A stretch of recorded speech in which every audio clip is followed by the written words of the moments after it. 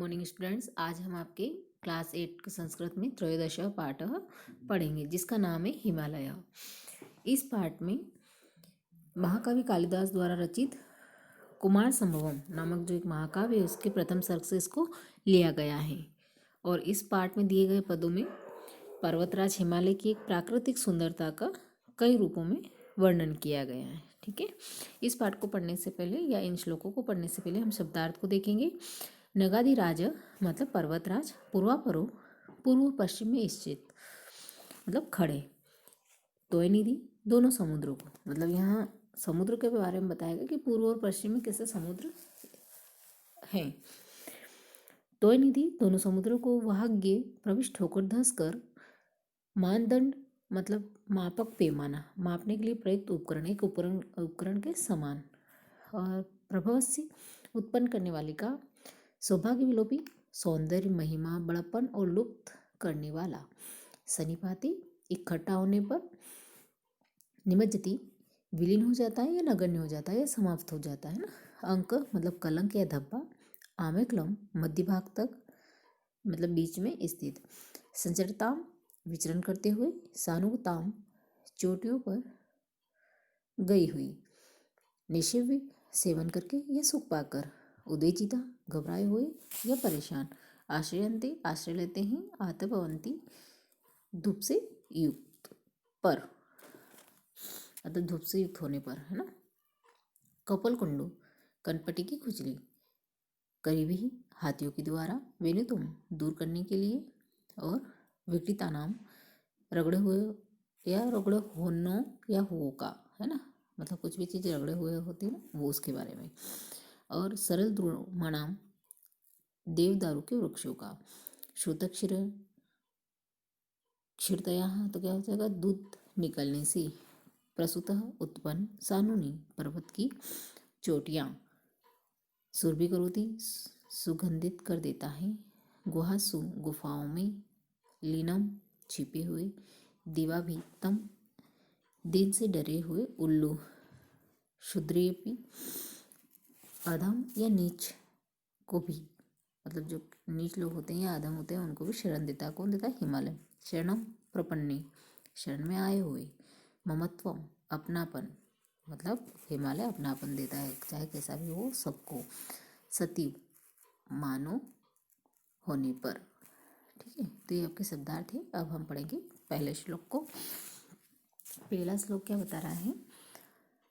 अस्ति उत्तरस्यां दिशि देवतात्मा हिमालयो नाम नागाधिराजः पूर्वापरो तोयनिधि वाह्य स्थितः पृथ्व्या इव मानदंडः।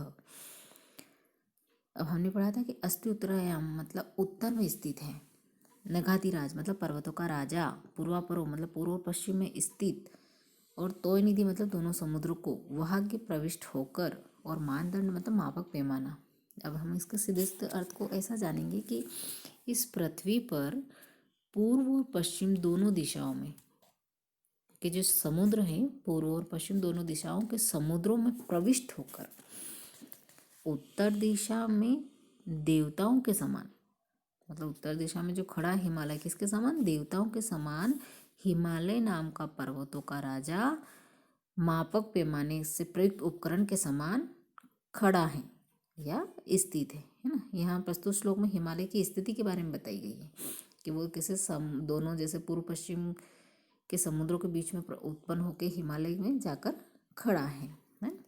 अब सेकंड वाला देखिए, अनंत रत्न प्रभवस्य यस्य हिमं न सौभाग्य विलोपी जातम एको ही दोषो गुण सनिपाति, निमज्जितिंदो और किर्निश विवांक मतलब विवांक दो अंक जो लगा था कलंक, तो यहाँ क्या हो जाता? अनंत मतलब जिसका प्रभव से उत्पन्न करने वाले का है ना, और सौभाग्य विलोपी क्या हो जाएगा? सौभाग्य विलोपी सौंदर्य महिमा बड़पन को लुप्त करने वाला, और सन्निपात मतलब इकट्ठा, निमज्जति होगा विलीन हो जाना। तो इसका अर्थ हम क्या समझेंगे कि कई या अनंत रत्नों को उत्पन्न करने वाले, अनंत रत्न प्रभव से ना, तो अनंत रत्नों को उत्पन्न करने वाले हिमालय जिसका सौंदर्य बर्फ भी लुप्त नहीं कर पाती, मतलब उस कितनी भी ठंड हो तो वो जो बर्फ है वो भी उसके सौंदर्य को नष्ट नहीं कर पाती। उसका यह एक दोष गुणों के इकट्ठा होने पर विलीन हो जाता है। मतलब क्या बता रहे हैं कि अनंत रत्नों को उत्पन्न करने वाले हिमालय का, जिसका सौंदर्य बर्फ भी नहीं लुप्त कर पाती, नहीं हटा पाती, उसका यह एक दोष गुण, हम इसको दोष गुण के रूप में ले रहे हैं, गुणों के इकट्ठा होने पर विलीन हो जाता है। जैसे चंद्रमा की किरणों में उसका कलंक, मतलब जैसे चंद्रमा पर जो वैसा बोलते हैं कि जो दाग है, जो कलंक लगा है, पर उसकी जब किरणें प्रकाशित होती तो वो दाग दिखाई नहीं देता है। वैसे ही हिमालय में कोई बर्फ भी उसके किसी भी गुण को हटा नहीं पाती है, उसके सौंदर्य को हटा नहीं पाती है। तो अनंत रत्नों से उत्पन्न करने वाला हिमालय, जिसका सौंदर्य बर्फ भी नहीं हटा पाती, उसका यह 10 गुणों से इकट्ठा होने पर विलीन हो जाता है, मतलब हट जाता है, उसका कोई दोष नहीं दिखता है। जैसे चंद्रमा की किरणों में उसका कलंक है ना, तो यहाँ हिमालय की महत्ता, मतलब उसके हिमालय के महत्व को बताया गया है। अब थर्ड वाला देखिए, आमेक्लम संचरताम, क्या बता रहा है कि आमेक्लम संचरताम घनानाम छायामदः सानुगताम निषेव्य उद्विजिता वृष्टिभिराक्षयन्ति और श्रृंगाणी स्तातपवन्ति सिद्धा। तो आमेक्लम मतलब मध्य भाग तक, है ना, आश्रयन्ते आश्रय लेते हैं, आत्पवंती मतलब धूप से युक्त। तो इन चीज़ों को हम कैसे पढ़ेंगे या कैसे समझेंगे इसके अर्थ को, कि जिस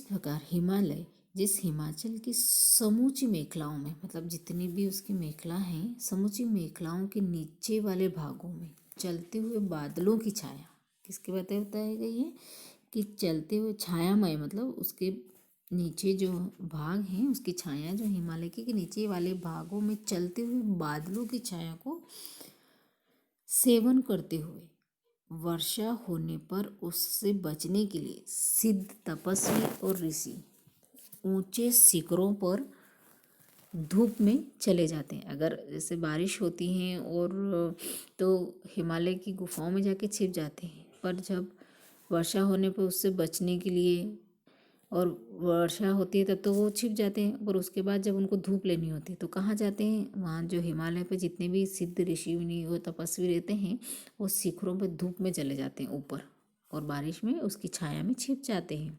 दोनों चीज़ बताइए। यहाँ हिमालय के ऊंचे शिखरों का वर्णन किया गया है कि जब वहाँ के जो ऋषि तपस्वी जो है, उनको जब धूप की ज़रूरत होती है तो वो हिमालय के शिखर पर, मतलब उसकी चोटियों पर चले जाते हैं, जहाँ नीचे बादल बरसते हैं। और बादल कहाँ बरसते हैं, अपने देखा होगा पहाड़ झड़ते हैं ना नीचे, तो उससे बचने के लिए, उस पानी वर्षा रूपी बादल से बचने के लिए वो ऊपर वाली चोटियों पर धूप जो खिली रहती है वहाँ पर चले जाते हैं। तो यहाँ हिमालय को तपस्वियों का आश्रय स्थल बताया गया है कि हिमालय में कौन रहते हैं, ऋषि तपस्वी जाकर रहते हैं। और जब वो बारिश होती है या जब बादल बरसते हैं तो उसके बचाव के लिए कहाँ चले जाते हैं, हिमालय की चोटियों पर जाकर धूप लेते हैं। ठीक है, फोर्थ वाला देखिए, कपोल कुंडु किरिभिर्विनेतुं विकृतानां सरलद्रुमाणां यत्र शुतक्षीरतया प्रसूतः सानुनी गंध सुरभि करोति। अब यहाँ क्या है, कपोल कुंडू मतलब कनपटी की खुजली, है ना, किरीबी मतलब हाथियों के द्वारा, और विकृतानाम रगड़े हुओं का हमने शब्दार्थ में पढ़ा था, है ना, श्रोतक्षेत्रता मतलब दूध निकलने से। तो यहाँ इसका अर्थ बताया गया है कि जहाँ हाथियों के द्वारा कनपट्टी की खुजली दूर करने के लिए, जैसे हाथी को अगर कहीं खुजाल चल रही हो शरीर पे तो कहाँ कैसे खुजालेगा, तो क्या बताया गया है कि जहाँ हाथियों के द्वारा कनपट्टी की खुजली दूर करने के लिए रगड़े हुए देवदार के वृक्षों, देवदार के जो वृक्ष है, वृक्ष किसके, देवदार के वृक्षों का दूध निकलने से उत्पन्न सुगंध पर्वत की चोटियों को सुगंधित कर देती है। मतलब वहाँ जो हिमालय पर्वत पे जो देवदार के वृक्ष खड़े हैं और उनसे जो दूध निकलता है और उसकी जो सुगंध उत्पन्न होती है, उसमें वो जो सुगंध है वो हिमालय की चोटियों को भी सुगंधित कर देती है। और यहाँ ऐसा सिर्फ एक माध्यम बताया है कि हाथियों के कान में अगर खुजाल चलती है, कनपट्टी पे खुजाल चलती है और वो देवदार के वृक्ष से रगड़ते हैं अपने आप को खुजाल दूर करने के लिए हाथी, तो उस देवदार के वृक्ष में से जो दूध निकलता है और उस दूध से जो उत्पन्न सुगंध होती वो हिमालय की चोटियों को भी सुगंधित कर देती है ना। और इस मैंने इस श्लोक में देवदार के वृक्षों का मादक सुगंध का वर्णन किया है कि देवदार के जो वृक्ष है उनसे दूध निकलता है और जो सुगंध आती है वो सुगंध इतनी खुशबूदार और इतनी अच्छी होती है कि वो चोटियों हिमालय की जो चोटियाँ हैं जो ऊपरी हिस्सा है उसको तक सुगंधित कर देती है। अब देखो नेक्स्ट, दिवाकर राद्रक्षति, लास्ट वाला जो है आपका दिवाकर राद्रक्षति यो गुहासु लीनम दिवाभित मिवान्धकारम शूद्रेपि नूनं शरणं प्रपन्ने ममत्मुच्चे शिरसाम सतीव। अब यहाँ दिवाकर राद्रक्षति मतलब तो सूर्य से रक्षा करता है, ममत्व मतलब अपनापन, सतीव मतलब मानव होने पर, है ना, और दिवाभितम मतलब दिन से डरे हुए जो उल्लू होता है। तो क्या अर्थ बता रखा है कि हिमालय वह है जो गुफाओं में छिपे हुए उल्लुओं को, उल्लू कहाँ छिपे रहते हैं, हमेशा अंधेरे में छिपे रहते हैं ना, तो मतलब जहाँ अंधेरा होता है वहाँ उल्लू रहते हैं। तो क्या बताएगा कि हिमालय वह है जो गुफाओं में छुपे हुए उल्लुओं की अंधकार के समान सूर्य से रक्षा करता है। मतलब वो अपनी गुफाओं में जहाँ अंधेरा होता है, जहाँ सूर्य की किरणें नहीं पहुँच पाए, वहाँ उल्लुओं को रखता है और सूर्य से उसकी रक्षा करता है। शरण में आए हुए नीच को भी, मतलब हिमालय कोई सा भी व्यक्ति हो, नीच से नीच भी हो तो वो उसको अपने शरण में लेता है। तो शरण में आए हुए नीच को भी एक सती की तरह क्या बताया गया है कि यहाँ एक सती की उपमा दी गई कि उसकी रक्षा करता है हर तरह से। तो ऊंचे सिर वालों के समान, जिसका सम्मान होता है या ऊंचे सिर वाला उनके ही समान वो नीच लोगों को भी अपनापन देता है, अर्थात सबको एक समान मानता है। वो किसी के प्रति भेदभाव नहीं करता है, चाहे वहाँ बड़ा से बड़ा ऋषि मुनि भी क्यों नहीं हो और छोटा से छोटा नीच व्यक्ति भी क्यों ना हो, वो सबको समान अपनापन देता है। तो यहाँ इस तरह से हिमालय की महिमा को बताया गया है। ठीक है, तो ये श्लोक है, आपको अच्छे से इनको पंक्ति पढ़कर उनके शब्दार्थ को याद करके आपको उनको समझना है। ठीक है, अब देखिए इसके जो प्रश्न अभ्यास है, फर्स्ट में पृथ्वी मानदंड का है ना, तो मतलब पृथ्वी का पैमाना क्या है, तो हम यहाँ क्या हिमालय हो जाएगा। हिमालय भारत से कस्या दिशि वर्तते, तो किस दिशा में है, उत्तर में है। इदो किरण शुकम निमज्जति, तो क्या है अंक मतलब कलंक का है ना, कि चंद्रमा की किरणों में कौन छिप जाता है, तो उसकी कलंक छिप जाता है। घ वाला देखिए, कुमार संभव महाकाव्य रचिता का किसने रचा, तो कालिदास।